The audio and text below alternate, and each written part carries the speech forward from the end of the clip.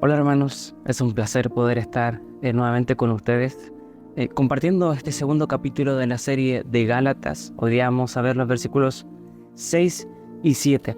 Así que si no has visto el capítulo anterior, te animo a que puedas buscarlo y que puedas suscribirte al canal para que no te pierdas los capítulos que siguen.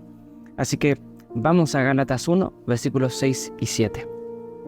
Estoy horrorizado de que ustedes estén apartándose tan pronto de Dios, que los llamó a sí mismo por medio de la amorosa misericordia de Cristo.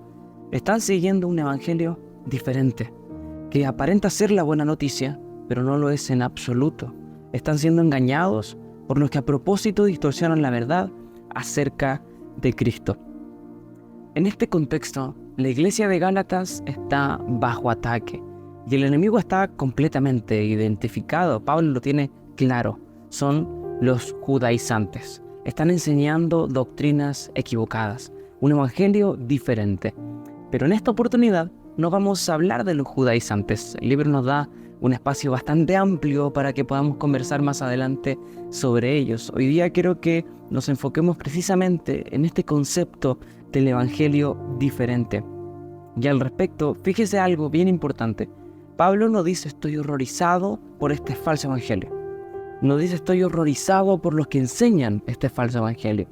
Estoy horrorizado por ustedes que tan rápido dejaron a Dios para abrazar este error, para abrazar este falso evangelio que termina siendo una distorsión, una perversión de la verdad. Y ese es el punto. ¿Cuál es el peligro de este falso evangelio? Que aparenta ser verdadero. Que es la verdad, pero trastocada, distorsionada, manipulada, con un propósito evidentemente dañino, con un propósito egoísta, demoníaco a fin de cuentas, ¿sí?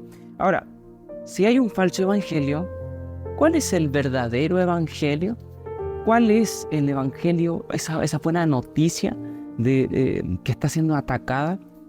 El evangelio, si lo podemos resumir muy rápidamente, muy sencillamente, es que tanto tú como yo, pecadores condenados a valga la redundancia, a la condenación, al infierno, fuimos redimidos, fuimos rescatados, salvados por medio de Jesucristo, por la fe y por la gracia de Dios. Muy resumido, este es el verdadero evangelio, que habla de la condenación del hombre, del pecado, de la incapacidad del ser humano por salvarse, de la gracia de Dios que proveyó un medio, un sustituto, alguien que pagó nuestra deuda para rescatarnos y salvarnos, dándonos un regalo por gracia que solo puede ser recibido por la fe. Sencillamente. Ese es el evangelio que está siendo trastocado. Ese es el evangelio que está siendo pervertido. Y hay un evangelio falso que aparenta ser como aquel evangelio, como aquel mensaje de salvación, ¿sí? Ahora, hoy en día tenemos muchísimos falsos evangelios. El evangelio de la prosperidad, de la palabra de fe, de superfe, el evangelio del humanismo, los judaizantes que siguen todavía vigentes, entre otros, y muchos falsos maestros. Cachluna, Guillermo Maldonado, Dante Gebel, Jesús Arián Romero, entre muchos otros. Hay muchos, un montón gigante, pero este mensaje no es precisamente para hablar sobre los falsos predicadores o el falso evangelio, que como decía al principio, ya vamos a tener un momento para poder conversar al respecto. Hoy día quiero que veamos 4 puntos, 4 principios para nosotros, primero, en ver o analizar aquellos falsos evangelios o falsos maestros, y en segundo lugar, para nosotros también poder estar preparados al respecto, ¿sí? Y el primero de ellos es lo que dijo Jesús en el libro de Mateo, en el capítulo 7, y es cómo identificar a los falsos maestros o cuál es el distintivo. Y al respecto de este mismo contexto de falsos maestros, falsos cristos o falsos evangelios, Jesús dijo que hay un distintivo, hay una manera de identificarlos a todos, tanto a los buenos como a los malos. Y eso es por medio de los frutos. Frase icónica, por los frutos los conocerás. Y eso es súper importante, porque este distintivo es transversal. No hay otra manera, no hay otras características que puedan suplir la falta de frutos. No. Si no tiene frutos, no es un verdadero maestro, no es un verdadero creyente. Y evidentemente, aquello que predica no es el verdadero evangelio. Si no tiene frutos, no es un verdadero maestro, un verdadero creyente. No importa la cantidad de milagros que haga, la cantidad de obras que haga. Hay muchas personas que han levantado montones de iglesias con miles de personas, gente que lleva 40 años en el ministerio, entre comillas, gente que ha hecho milagros, sanidades, gente que ha demostrado una infinidad de dones, gente que ha hecho un montón de obras sociales, ha ayudado a muchísima gente, pero no hay fruto, no hay templanza, no hay mansedumbre, no hay benignidad, no hay gozo, no hay amor, no hay paciencia, no hay fe, una fe genuina. Eso es un falso maestro, un falso evangelio, de manera que si ves a alguien y dices, no sé si es verdadero o falso, los frutos, en primer lugar, es el primer filtro, ¿sí? Porque milagros, muchos falsos maestros, muchos falsos cristos lo harán, de manera que no es el distintivo, son los frutos el primer distintivo. Y el segundo distintivo lo encontramos en el propio libro de Gálatas, capítulo 1, y es el versículo que sigue al que leímos, el versículo 8, que lo vamos a profundizar todavía más el próximo capítulo. Y Pablo dice, si alguien viene a predicarles un falso evangelio, que sea anatema, dice la Reina Valera. Y otras traducciones o de otra manera es que sea maldito. Eso dice Pablo. Incluso Pablo dice, si nosotros o si aún un ángel del cielo viene y les presenta un evangelio diferente al que le hemos predicado, que sea maldito. ¿Cuál es el principio que extraemos acá? Bueno, se puede hablar harto, pero el punto es que el evangelio verdadero es el distintivo para identificar al falso. Porque Pablo dice, si les predica otro evangelio diferente al que le hemos predicado, sea maldito. De manera que el verdadero evangelio es el distintivo ilustre o la mejor manera para diferenciar al falso evangelio. Y esto creo que es algo que hemos comentado en otras oportunidades, o tal vez lo has escuchado, que aquellos que trabajan con dinero, con billetes, ¿cómo identifican el billete falso? No es estudiando los falsos, porque hay un montón de falsos. Sería una tarea titánica imposible de determinar, porque cada vez salen distintas formas, distintos modelos de falsificar el dinero, el billete. Sin embargo, ¿cómo lo hacen? Exponiéndose constantemente al verdadero. Y han estado tan familiarizados con el billete verdadero, la textura, el color, los detalles, que al ver el falso, inmediatamente salta la alarma, porque no es igual al verdadero. Y esa es la forma de identificar el error, el falso.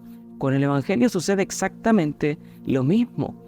Al conocer el evangelio verdadero, nosotros al escuchar cualquier cosa diferente, distinta, por muy minúscula que sea, nuestras alertas van a estar ahí atentas y vamos a identificarlo rápidamente. Pero si no conoces el verdadero, esto no va a suceder jamás. Mucha gente predica falso evangelio, muchísimos, y tal vez sí, podemos concordar hasta universalmente, capaz, que el evangelio de la prosperidad es falso, el evangelio de la superfe, de la declaración y confesión positiva es falso.